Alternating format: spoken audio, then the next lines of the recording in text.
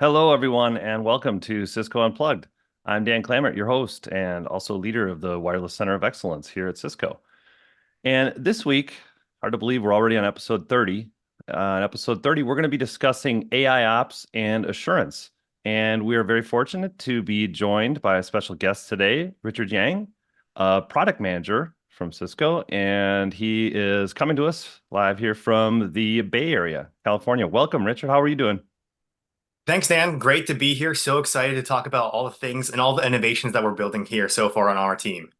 Awesome. Thank you. Well, before we get into it here, just a couple reminders here for our audience. We do use Slido for our questions. So you'll see on our screen, we have a Slido QR code. You can join there. Also, if you're joining on the YouTube channel, you can see and join the Slido link using the link below the video that you're watching now. And you can submit any questions you have. We do have people standing by, experts standing by to answer those questions. And also, if we do have time, we often take your questions live here on the episode. So you can submit those. And then also, as usual, our session is being recorded today and will be shared on our YouTube channel. The YouTube channel is youtube.com/@getunplugged. And we encourage you to go out there, subscribe, and you will then be notified when we do go live with new content like this and other great stuff. You can also see upcoming episodes at cs.co/getunplugged as well. All right. And now we'll get on with the show here. So, as I mentioned, today's topic is AI ops and assurance. So, Richard, can you tell us a little bit what we mean first by when we say AI ops? Of course. So first of all, I've been on AI ops and assurance for the past so many years. And the reason why I'm so passionate about it is because it's really exciting products. In a networking world, you just have so much data points across your wireless, your wired, your clients, your applications, right? And how do you make sense of it all? Like just with normal algorithms, it's really oftentimes not enough. So really what AI ops is, it's providing you insights into all this data using artificial intelligence, using machine learning to really be able to analyze large amounts of it and trends so that it provides you with things like insights and recommendations to automatically optimize your configurations from day zero all the way to day N. Be able to provide you with insights into issues that may be underlying in your networks. When you deviate from normal trends, they may not be apparently an issue right off the bat, but Mhm. AI can help you to differentiate those things, be able to correlate it across the network stack, and then ultimately give you a path towards remediation. That's really what AIOps is all about, making it so that user experience is better for your customers and reducing overhead for network admins. That's great. That's a great description. Thank you for that. And just wanted to make sure all of our viewers were kind of on the same page there with what we mean by that. So if you recall, if you saw our last episode, episode 29, Francis and Ian covered wireless KPIs on that episode. So how can AI help us analyze and take action on those wireless key performance indicators inside the Meraki dashboard and Catalyst Center? Oh yeah, for sure. We have so many different features here that would Mhm. allow us to do so. I want to kind of quick step back and just kind of show you like what we really focus on here as part of AI Ops before the features, just to give you guys an idea of the themes that we really look at. And That'd be some of the great. things that we look at here are really something related to user experience, right? When it comes to AI Ops, we want to make sure we focus on things that truly matter to admins and users, which is essentially how are your clients performing? Are your networks devices up and running? Are your network devices actually able to provide the proper connectivity within each other? And are your users able to ultimately use applications, right? That's really what we're trying to do here. And a number of the features that I'll show you in just a second is really exactly that, right? So we support all these features or all these key principles and pillars using these principles of AI ops and assurance. And I'll show you some examples of what we have here just as part of Catalyst Center, a whole entire portfolio of things, right? Like I can show you right here. A few examples top of mind today is, for example, being able to do a self-healing network. I'm sure so many of you have heard that term these days. Like network just learns from its own mistakes, heals itself, optimizes as it goes, making it so that our network admins they can do less and less while their network just gets better and better with things like AI enhanced AIRM, like all these other things down below from comparative analytics all the way down to dynamic baselining is all really being able to present data in a way that makes sense when you have, let's say, thousands of sites, right? Like 50,000 access points. These are things that are going to make it so that you're going to be able to easily understand where the issues are, where they can be optimized, and how you can make them, how you can make this whole process simpler. That's awesome. Yeah. So also, I know you mentioned AIRM there on the slide. I know we covered that back in episode 9. So just wanted to mention that as well. But when you're when you're talking about AIRM, thinking about our client partnerships like Intel, Apple, Samsung, those partnerships we have with the vendors, are we doing anything on that front to leverage those partnerships? So yeah, AI Enhanced RM. I'm glad you guys already talked about it in a previous episode because it's really a top of mind exciting feature here. In terms of the future for AI Enhanced RM, there's so much potential that we are currently working on in the back end. And like you mentioned, device ecosystem is one of them, right? Today, all RM management systems today out there are leveraging data from the network side. We're going to be one of the first that's going to be able to leverage data from Apple, Samsung, Intel to basically make our RM systems much more intelligent. RF optimization is no longer going to be specifically just on what the AP sees, but it's going to be exactly what the client's feeding us. So we can see whether or not clients are actually having proper connectivity. We're going to be able to eliminate things like coverage holes, make it much more accurate to detect beyond coverage hole, things like dead zones as well. So you'll be able to see that A Enhanced RM will evolve into one of the most intelligent RRM systems out there for RF optimization powered by AI. Now, in the theme of AI ops, I also want to mention that, we're all about automating things, making things automatic so that it reduces overhead for admins. Today, AI Enhanced RM, as mentioned probably in a previous episode, allows you to have these actionable insights. We tell you what your profile should be configured to be.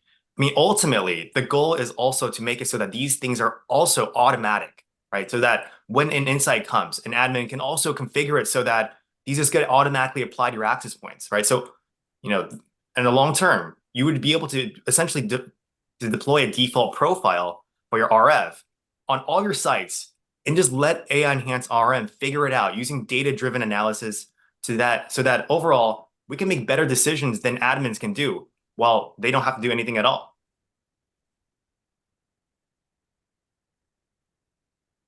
That's really cool. So is this something that we're talking about on the Catalyst Center side here? Is this something we can take advantage of on the Meraki side? Oh yeah, 100%. We actually are building a version of this on the Meraki side today. So I think that's a good point that you brought up. So today, the right side exists on Catalyst Center. And it's been a solution that's really proven itself time and time again. Right? We've deployed it for customers that are watching this, right? We've deployed this throughout many of our Cisco lives, like over 2,000, like 500 radios, so many clients, right? Like almost about 20,000 clients being optimized.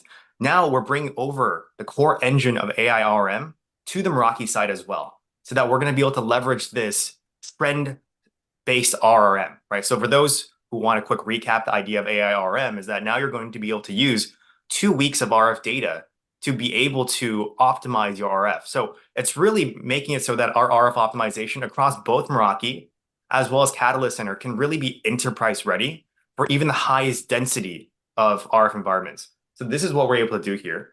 And I want to kind of deep dive a little bit further, which is that if you're familiar with Meraki, today, what we're going to be able to do is insert this whole AI Enhanced RM piece directly into this AI RM tab that we're going to be introducing, so that enabling trend-based RM, and by the way, for Meraki today, it's using 15 to 20 minutes of our RF data to do optimization, which is not as much as trend-based, right? Not as much as AI Enhanced RM, right? So in the later of the year, when we release this, you're going to be able to have an enable button to be able to just enable trend-based RM. Immediately, your network performance is going to be so much better. Your network's going to be more stable. We're going to give you better channel power distribution. Beyond that, we're also going to be introducing another category, which is the flexible radio assignment. Now, if you're part of Catalyst, this is a feature you're likely familiar with. You can turn off 2.4 gigahertz radios automatically that are redundant, because as we all know, 2.4 gigahertz is oftentimes very congested since they have very long RF range. So with this, when we introduce this feature, if you enable this as part of Meraki, we'll also be able to just make it so that 2.4 gigahertz is so much more usable in just a touch of a button. And beyond that, I want to emphasize on one more thing that we're bringing to the table. Today, Meraki also has a busy hour feature. However, the busy hour feature we have today really suppresses channel changes during the days so that you have a more stable network. But what we're doing as part of this release together with AIRM using the core engine is that we're going to enhance that feature. We're going to make it so that we don't just defer, we don't just suppress changes during the day. We're actually deferring it to nighttime. So like, let's say we set our busy hour from 8 to 5. We'll make changes after 5 using daytime data so that networks are not affected. Clients are not getting kicked off on accident. And ultimately, by the next day, your network's already better. So these are some of the things that we're bringing to the Meraki AIRM world. And maybe just to end it off from this section right here, right? We're also able to deploy this on a number of customer sites already. It's currently in beta. However, you can see already just in beta, we're able to see a score of before AIRM score on a very large network or on a university, right? You can see it fluctuating between right around 90 to about 70 something. But then the moment we deployed AIRM, the score immediately spiked up to a high 90 and staying there. So even with beta code, you're able to see such performances, right? We also analyze at a per AP level from a left side, where you can see that there's some APs before AIRM, they're not doing great for whatever reasons. Afterwards, those things have been completely eliminated. So Dan, these are very exciting things that we should be expecting and be excited about that are coming out later this year. Yeah, that's really great. And I think when we talked a little bit about AIRM previously in the previous episode, I think we also had talked about it at the previous live episodes from Cisco Live, to be clear, and seeing some real benefits of enabling it in those larger environments too has been really exciting. And Oh, so yeah. I want to call an audible here a little bit. We have some questions, actually, quite a few already coming in via Slido. So just wanted to, I think, just to summarize a couple of them here, there's multiple questions around our sensors.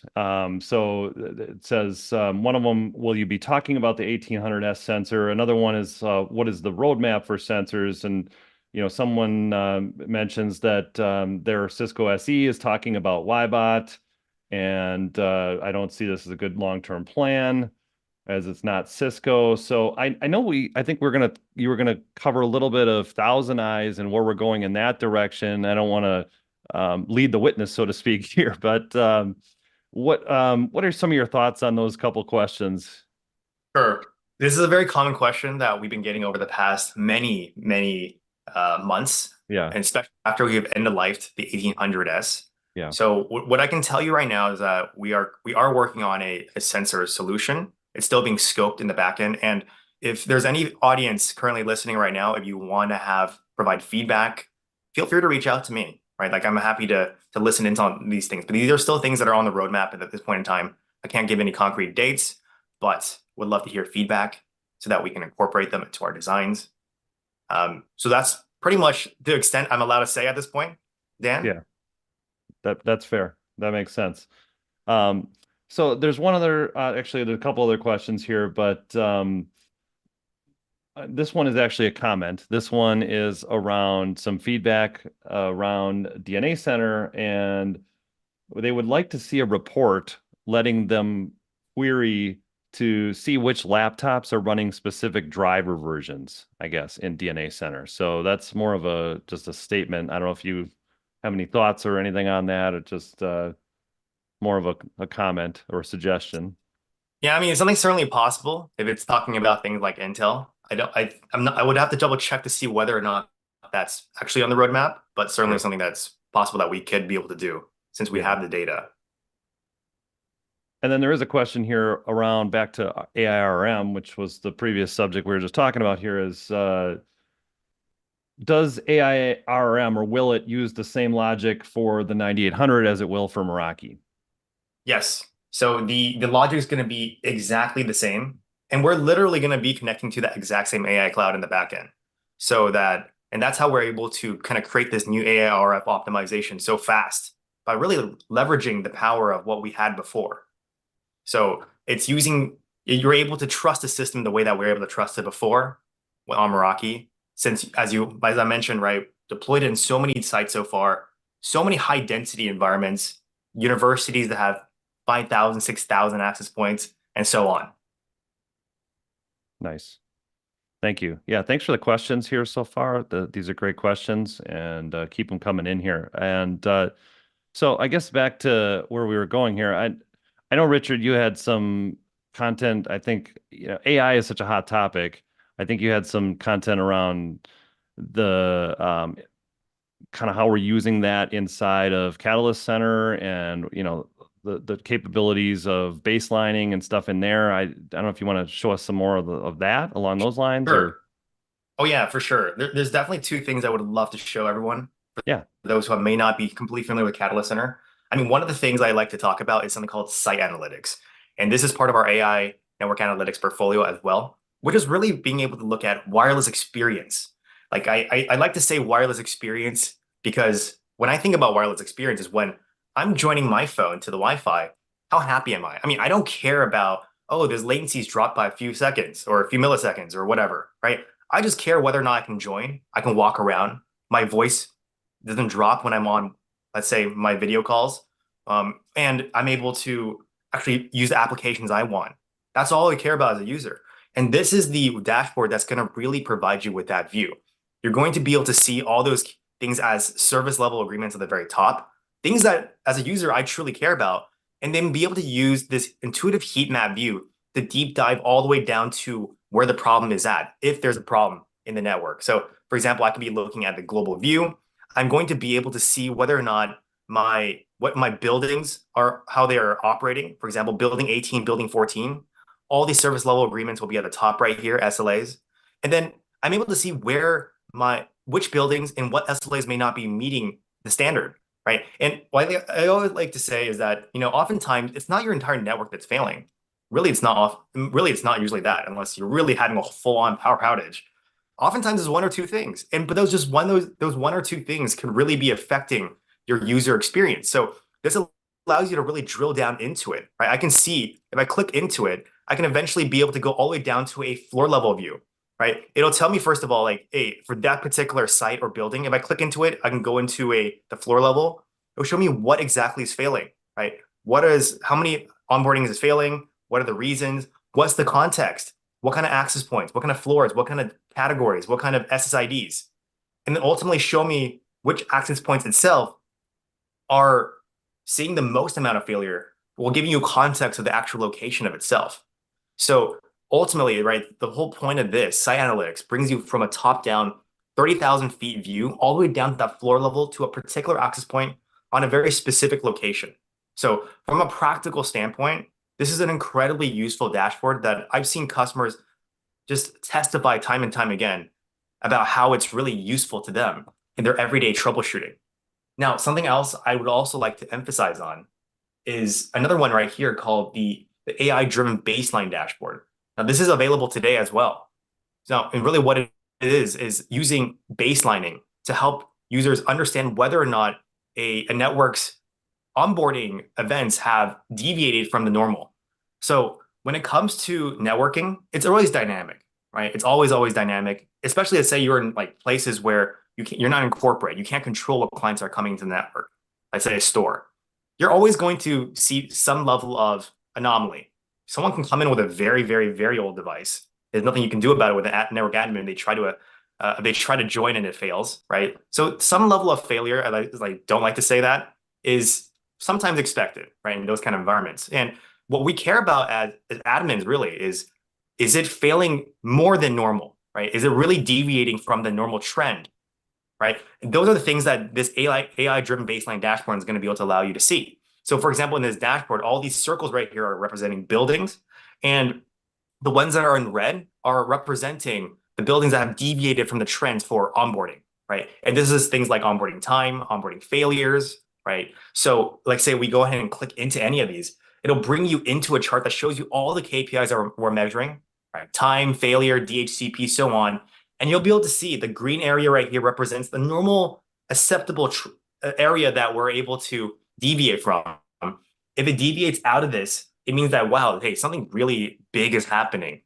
Not sure what it is, but it's really failing a lot more than normal, right? So then this dashboard allows you to kind of understand that, tells you when it's happening. It gives you further details into when it's happening, and also gives you a whole entire client breakdown, all the different device types that may be seeing those failures.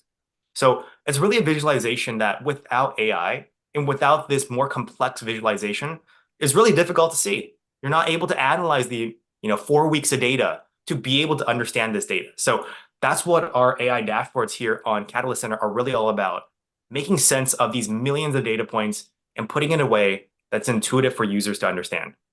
This is great. Yeah, thanks, Richard. I have a question here that's on top of mind for everyone. Why is it those few issues you mentioned always exist with the CEO or the CIO? I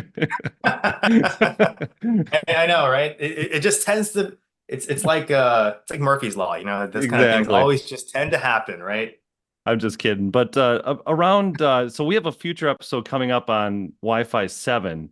Is there anything you can tell us about like Wi-Fi 7 and like assurance and how's that going to look potentially? For sure. I can share some things about Wi-Fi 7. These are still Okay. things in development, and I know Sure. that we're just starting to talk about Wi-Fi 7. I can share that Yep. at least from an assurance perspective, we will be ready for it. That's great. Wi-Fi 7 is a really incredibly cool protocol that's coming out. But which for those who are not familiar with it, I think the main name of the game here is really the multi-link operation, right? Being able to have a Yep. client connect to not just one, but multiple bands. Really cool stuff. And what we're able to do here is really be able to incorporate all those things into all of our dashboards, right? And I'll give you a vision of what's going to be coming, right? Some of the things that will be coming is being able to actually see multiple bands of data on a single chart. The paradigm existingly is one band, one client. Now, for example, for RSSI, you'd be able to see, let's say, 3 streams if it eventually when we eventually are able to use that. Or on topology view, be able to show you whether or not individual clients and radios are connected to, perhaps just one MLO, or are they like not using MLO? Because the pain point here is really being able to understand whether or not our client counts are unique. If I have one client on 2 radios of an access point, is that one client or is that 2 clients, right? I have to be able to see that so that as a network admin, the math really adds up. I need to be able to see like the distribution, right? I need to be able to see like, hey, are my clients connected to 1 or 2 bands? We should make it very, very clear. Another really cool feature that we have coming also that's going to be a little more pronounced is preamble puncturing, right? We have interference on a particular part of the spectrum. We can puncture that and make it so that the remainder of the spectrum is still usable. We want to be able to showcase to you where that's actually happening directly on Catalyst Center. And of course, beyond just visualizations, which will be throughout the entire assurance pages, we're also going to be incorporating this into troubleshooting on our intelligent capture pages, right? Being able to capture multiple bands at the same time at just a press of a button. If our client connects to, let's say, 5 and 6 at the same time, if we start full packet capture, the goal is that eventually we'll be able to automatically detect that multiple bands are connected and then just simply be able to just capture them both at the same time. So that ultimately you have not just a visualization of Wi-Fi 7, but also an ability to properly troubleshoot it. That's really cool. Yeah, so I saw we had a Cisco had an exciting announcement around AFC this week or recently, and so is there anything you can tell us? I think you had some slide you wanted to show and share as well on the AFC front here. Oh yeah, AFC, right? I think for standard power, we do. Yeah. So really, what it's all about is really being able to properly show whether or not your access points are able to operate on standard power. Which, for those who are not completely familiar with it, your access points need to communicate to what we call an AFC server, so Hmm. that in order to operate on this higher power, it has to respond back with the channel allocated channels they can use, as well as the powers as well. So we're going to be also incorporating this throughout our Catalyst Center, right? We'll be able to show you things like whether or not this access point, we're on the access point 360 page under RF, you're going to be able to see whether or not it was able to communicate with the AFC. When was the last time it communicated with it, right? What's the power that we're getting allocated from it? And we'll be able to see an entire channel diagram as well, showing you all the power, all the channels that we're able to use, right? Uni 5 and 7, which is allowed for standard power. And if you click into it, it'll also show you what power that exactly what power, what EIRP you're able to operate on. And beyond that, you also see things like where exactly, if you click on here, it doesn't have this here right here, but if you clicked on there when we have this created, you'll be able to see a whole map view of where that access point is actually located. So you have an understanding of where the AFC server is seeing this access point and providing it with channels. And I think I might also mention that we're also bringing this over to Meraki, right? This is something else that we're doing as well. So a lot of questions I get is like, hey, are we, do we have parity with Catalyst Center versus Meraki? And the answer I like to say is that although they may not always look the same, the use case that we're bringing is going to be very similar. So that you can see right here for AFC, this is something that's already available in private beta for Meraki. Similar things, right? Whether or not I'm able to connect to AFC, what's my current operating power for this access point, the same channel power diagram, a map is showing me the GPS locations of that access point so that I'm able to get an end-to-end understanding. And it doesn't matter if you go ahead and migrate to Meraki, you have that similar experience. That's great. Yeah, thanks, Richard. Appreciate that. And for our listeners too, just a reminder, we did cover AFC in episode 21 too. So if you want to learn more about that, you can go back and check that out. That's I encourage you to do that. So I think you mentioned Meraki a little bit. I think we wanted to talk a little bit about what we have planned there on the Meraki side for some of this as well, right? Oh yeah. Oh yeah. I think, Meraki side, we have so much built that we're building this year that I think some of you may have heard some of this stuff, but I'd like to take a moment and kind of just talk a little bit more about it. That'd be And I awesome. think one of the big things here is that we're building something called the Assurance Overview Dashboard that's really connecting all the pieces in Meraki. Like I think traditionally there may be some notion that, hey, things are kind of spread apart. This is the dashboard that's going to bring everything together, right? We're going to be able to show you a single page, the whole entire network off a score based on things like clients, applications, your network devices, your infra connectivity, right? Like your RF WAN, LAN, right? Those pillars I talked about in the very, very first slide is really going to be incorporated into this dashboard right here. And you're going to be able to see things like within clients, I can click into wireless to see my wireless client KPIs or click into wired to see my wired clients KPIs. So, and the first release, when we're going to be releasing this into public beta, you'll be able to see these two things right here, wired clients as well as applications, right? Which are the key things that you would care about. But beyond that, we're releasing network devices and infra connectivity. And the idea behind what we're going to be doing here is that once we release things like network devices, the idea is that we're going to be connecting all the pages from this top level view. For example, we're also going to be building a number of things such as these health tabs into these individual access point, as well as switch pages. So that, for example, when you go from the high level view down to this device level, if you see an issue, let's just say hypothetically with CPU or memory at the higher level, when you come here, the exact data is going to be shown, but just for this individual device. So that's a really cohesive story. Everything connects together, right? Everything really connects together.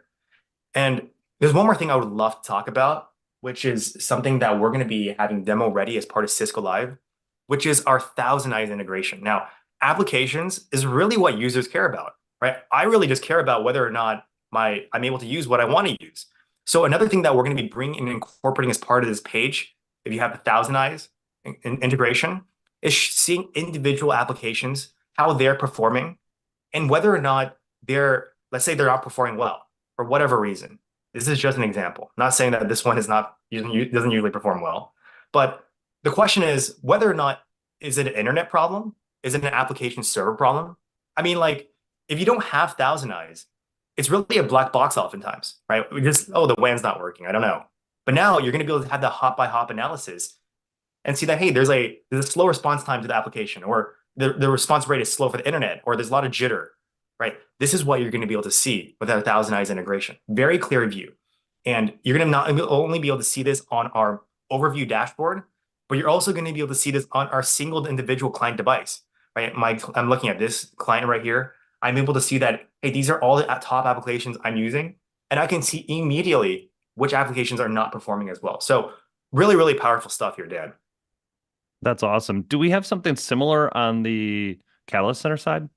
In fact, we do. If you go into the application experience page on Catalyst Center, if Hmm. you scroll down towards the bottom, you'll have this entire suite of tests that can be ran, like HTTP tests, right? network to agent server tests. And you're going to be able to get that information and click there and also go directly to the Thousand Eyes page for more detailed view as well. But on the application experience page, you'll be able to get all that latency jitter, all that good data directly off the bat. And we're developing more.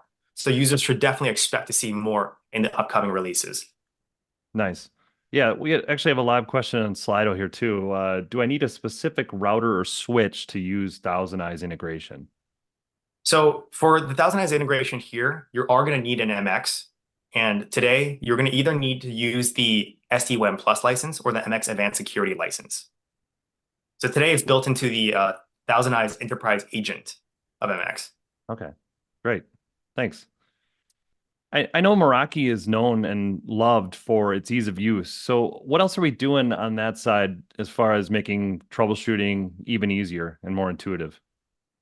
It's a good question, Dan. And I think a lot of questions I often get is like, as an admin, I don't want to stare at a dashboard all day long. Although, Yeah. like, I mean, this is such a pretty dashboard, right? Like, who doesn't Yeah. want to stare? But, you know, on day-to-day tasks, I guess oftentimes people want to be notified of things that they should probably look into. They would be when they want to be told, right? So what we also have is an entire page on alerts, and these are things that can be subscribed to as well.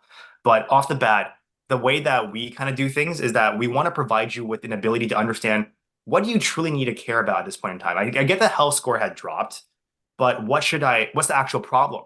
So we've also recently introduced this entire org alerts page, right? And for those who are not familiar with Meraki as much, alerts are similar to issues on Catalyst Center, right? It's really when a problem happens and we're going to alert you. And the idea of how we categorize it here is that critical means you got to fix it right now. You have a big problem. The devices are unreachable. And the warning is, there's a problem, but not as big of a deal, but you should probably eventually solve it. And the idea behind what we do here is give you that trend understanding of, hey, how many problems are you seeing throughout the day of the week? And then another trend that we see here is that we'll show you, hey, how are the issues from the previous week or the previous time period? And the point is to always show you, is my network getting better or is it getting worse? And beyond that, we always help you with priority. What kind of issues, how many issues are you seeing per network, right? Which network is seeing the most amount of issues? And what kind of issues are you seeing the most? So the idea is really to help you to understand where should I focus my attention on to help remediate and better the experience of my users. And this is what we're really all about. And beyond that, another thing that we're able to do here is that we're going to be able to correlate a lot of these things directly to the score changes. And this is where AI ops really comes in again, right? Earlier, we talked about that whole assurance overview dashboard. Let's say a score decreases a little bit. As an admin, not sure always whether or not that score decrease was enough for me to actually have to dig into it. Maybe it was a 10% drop. Maybe it was a 20% drop. Not sure, right? These are things that will help you to tell you, hey, your network score has decreased by 20%, worth trending category, something like that, right? Network health is unstable. You should probably look into it because we're using data modeling to be able to understand that it heavily decreased or deviated from the trend and that you should probably take a look into it. And to close a loop really of it all is that we're providing you also with an RCA framework. And what I mean by that is that, let's say, for example, I see that there's a VLAN mismatch, right? Beyond just showing you, hey, there's a VLAN mismatch and give you some plain 1, 2, 3, 4, 5 steps, I'm going to give you a whole entire walkthrough about how to resolve it right here and right now, show you which ports are in question, what the impact is, what kind of client, what kind of applications, what are the VLANs that they're both using right now to tell you exactly what's being mismatched. You can't see it on this screenshot here, but it also will tell you the suggested VLAN numbers that you should be using or that we think you should be using, and allows you to input it right there and then, hit confirm, and that's it. Your problem's gone, right? So like the point is to make it so that there's a whole entire guided workflow to solve all your problems. We're building so many of these that are coming into the future. So really, this is the way that you're going to be able to have a closed loop solution to remediate problems so fast. So this is really what we're all about here, Dan. And a lot of these things are going to be able to be subscribed to as well through webhook, through email, through text notification eventually, so that eventually you don't always have to be here. When you get that notification, that's when you can come back and start to do your troubleshooting. Yeah, that's really exciting, and it kind of gives us a sneak peek into what's coming here and what the possibilities are. I guess just to wrap up, I don't see any other questions here in Slido, so that's great. I guess if you have, I don't know if you want to have anything closing comments, but also maybe what you see if you look in your crystal ball, like what things are coming or what it's going to look like down the road here potentially. What the art of what's possible, I guess. In the art of what's possible for AI ops, it's really about making your network more and more automated in a Mhm. way that we're able to extract data, right? Find data in the network and ultimately make it so that, let's say you make a mistake, we're able to easily revert that. Or let's say we are able to find a potential of, hey, how you can optimize the network, be able to provide an option for admins to allow us, the network in general, or the AI ops solution in general, to make that optimization so that ultimately you trust us into making this self-optimizing, self-healing network. This is the vision from us, and then something that we should also expect from customers. So it's a very exciting future ahead. And I would also like to take a call of action. If anybody's here listening that's going to be part of Cisco Live, join our sessions for AI Ops and Assurance. We have so much more stuff that we could talk about, so many things we can demo live, and there's going to be more available than what we have here today as well. That's awesome. Yeah, come find us at live. We're going to be there at live. We're going to do a show live, so from live. So that'd be awesome if you're there, come check us out. That'd be great to meet you in person. But thank you, everyone. I see one last comment here. Thanks for answering my question live. This was very useful. Thank you for your time and for everyone for your questions and for watching. Richard, thank you very much. Great job, great information, Thanks, and Dan. really loved talking to you. Would love to have you back Absolutely. sometime. So thank you very much. And when you close out, if you could complete the survey here after viewing, we'd appreciate it. Our feedback, your feedback is very invaluable to us, and we love that. And if you ever want to reach out to us, if you want to get a hold of us or Richard, like you mentioned earlier, you can contact us at getunplugged@cisco.com via email, or you can also always reach out to your account team, your Cisco account team. They know how to get a hold of us as well. And you can also find us now on Twitter at unplugged80211 or on threads at unplugged connectivity. So thank you once again. I also remind you one last time, please subscribe to our YouTube channel. You can find us and you'll be notified then on youtube.com/@getunplugged when we do go live with new great content and episodes. Thanks for joining us on episode 30. Thank you, Richard. And until next time, Of stay course. connected and unplugged.